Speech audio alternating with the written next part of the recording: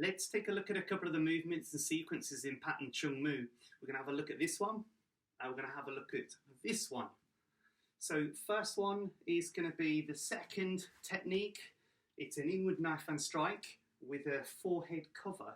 So as we do this one, if I'm coming towards Thomas here, he's going to create that. Again, simultaneous, two bits together, the inward strike to the neck and the forehead cover. If you want to reverse it, so step back out for me, mate.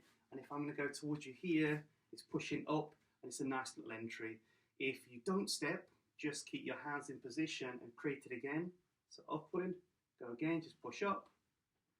Good, that's the kind of movement I'm trying to create, is upward and in. I do see some groups teaching it like that, as it pops to position. Defeats the object of having that. It should come up really if they're classifying it as a knife hand rising block. So it's a forehead cover, inward, knife hand strike as a line, as a position, 45-degree palm outwards, and make sure your angle's appropriate on that as a technique.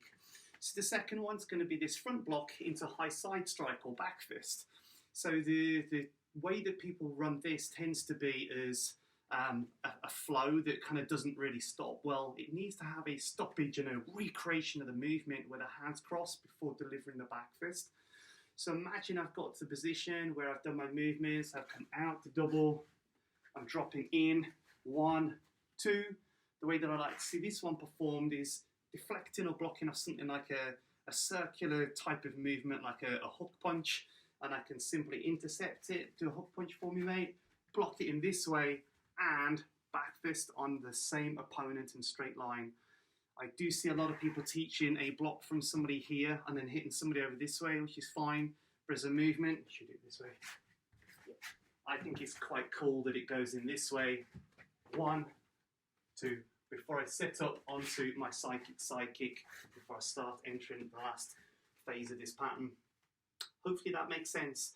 There are other bits that I could quite easily have a play and describe, talk about and apply, but I'm hopeful that you'll get into a couple of the sequences, a couple of the movements, and almost work it out for yourself. I know that sounds like a bad instructor, but no.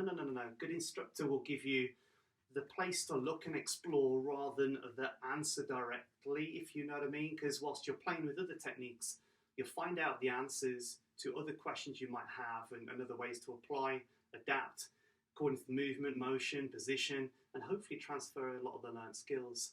Anyway, Choong Moo, hopefully that's of help.